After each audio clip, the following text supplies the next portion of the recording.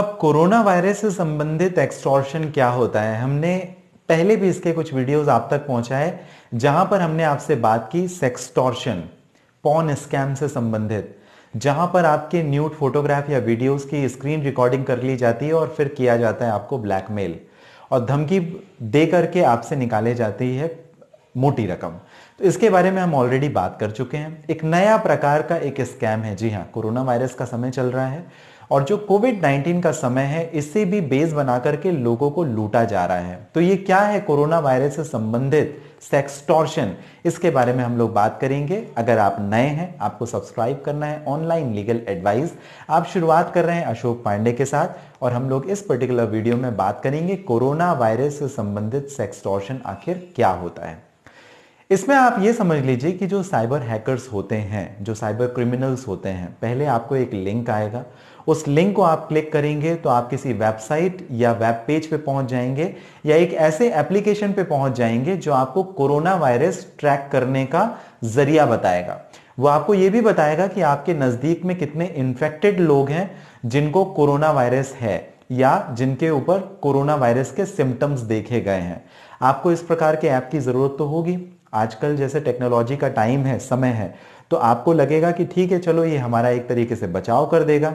जैसे आरोग्य ऐप जो गवर्नमेंट का ऐप है, उस ऐप में भी ऐसा ही है। लेकिन ये जो प्राइवेटली यूज्ड ऐप हैं, ये साइबर हैकर्स यूज करते हैं जो आपको ट्रैक करके कोरोना वायरस की डिटेल्स बताते हैं। जब आप इस प्रकार के ऐप को अपने मोबाइल फोन पे इंस्टॉल कर लेते हैं तो इसमें शुरू हो जाता है लॉक स्क्रीन का एक एक्सेस डिवाइस जो एडमिन राइट दे देता है कि आपके फोन पर जो भी कुछ चल रहा है वो सारी की सारी चीजों का एक स्क्रीनशॉट या स्क्रीन रिकॉर्डिंग करके जो साइबर हैकर्स है उन तक पहुंचा दे। आपके पास एक लिंक आया, आपने ऐप इंस्टॉल किया, आप किसी वेबसाइट में पहुंच गए, उन्होंने आपके सिस्टम को यानी आपके लैपटॉप को, आपके कंप्यूटर को या आपके मोबाइल फोन को हैक कर लिया।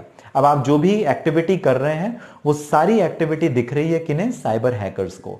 और वो ये देखकर कई बार आपका जो बैंक पासवर्ड होता है, आप अपने इंटरनेट बैंकिंग यूज कर रहे होते हैं या कुछ और एक्टिविटीज कर रहे होते हैं या किसी पर्सनल चैटिंग कर रहे होते हैं, तो ये सारी डिटेल्स वो आपसे ले लेते हैं। आप अपने गर्लफ्रेंड के साथ या अपने बॉयफ्रेंड के साथ चैटिंग कर रहे होते हैं या आप वीडियो कॉन्फ्रेंस में कॉल में होते हैं और प्राइवेटली अपने बॉडी पार्ट्स शेयर कर रहे होते हैं। इन सारी चीजों की जो स्क्रीन रिकॉर्डिंग होती है वो साइबर हैकर्स के पास, साइबर क्रिमिनल्स के पास पहुंच जाती है। कैसे? वो मैंने आपको बताया। अब होता है असली खेल। जी हां, जैसे उनके पास ये जानकारी पहुंचती है वो आपको कॉल करते हैं या आपको ईमेल करेंगे या आपको व्हाट्सएप पे मैसेज ड्रॉप करेंगे और आपसे पैसों के डिमांड करेंगे। जी हां, और आपके पास कुछ एविडेंस के तौर पे वो भेज भी देते हैं कि हमने आपके ये सारी चीजें रिकॉर्ड कर ली हैं। आप डर जाते हैं और उन्हें पैसे देने शुरू कर देते हैं। जितना आप पैसे देते जाएंगे उनकी डिमांड और बढ़ती जाएगी। आप मजबूर होकर पैसे देते जाएंगे, उनकी डिमांड कभी भी खत्म नहीं होगी। तो ये एक कोरोना वायरस बेस्ड सेक्सटॉर्शन है जहां पर लोगों की प्राइवेसी को ब्रीच किया जाता है, लोगों के डेटा चोरी किए जाते हैं और फिर उन्हें एक्सटॉर्ट किया जाता है, उनके साथ में सेक्सटॉर्शन किया जाता है। इस प्रकार की गतिविधियों से कैसे बचें? सबसे पहले तो आप ध्यान रखें कि अगर गवर्नमेंट अप्रूव्ड कुछ ऐप हैं, आप जरूर उन्हें इंस्टॉल करें, उसमें कोई परेशानी नहीं है। लेकिन जो प्राइवेटली बेस्ड ऐप होते हैं वो परमिशन एक्सेस के लिए आपसे मांगते हैं, आपके मोबाइल फोन पे, आपके लैपटॉप पे। परमिशन सोच समझ के, पढ़ने के बाद, टर्म्स कंडीशन देखने के बाद ही करें। कोई भी आप ऐप इंस्टॉल करें अपने मोबाइल फोन पे, सबसे पहले उसके रिव्यूज देख लें। पहले देख लें कि कितने लोगों ने डाउनलोड किया और उन्होंने क्या रिव्यू दिया है, क्योंकि कई बार ऐसे ऐप हम ध्यान नहीं देते, जल्दबाजी में इंस्टॉल कर लेते हैं, वो हमसे परमिशन एक्सेस कर लेते हैं और फिर उसी जंजाल में हम फंस जाते हैं और हमारा हो जाता है नुकसान। तो इस तरीके की गतिविधियों से हम बचें। दूसरी बात, अगर इस तरीके की किसी एक्टिविटी में आप फंस चुके हैं तो आपको डरने की जरूरत नहीं है, आप उन्हें ब्लॉक करें। और इस प्रकार की एक्टिविटी को वो लोगों को वायरल नहीं कर सकते, फैला नहीं सकते, बांट नहीं सकते। क्यों?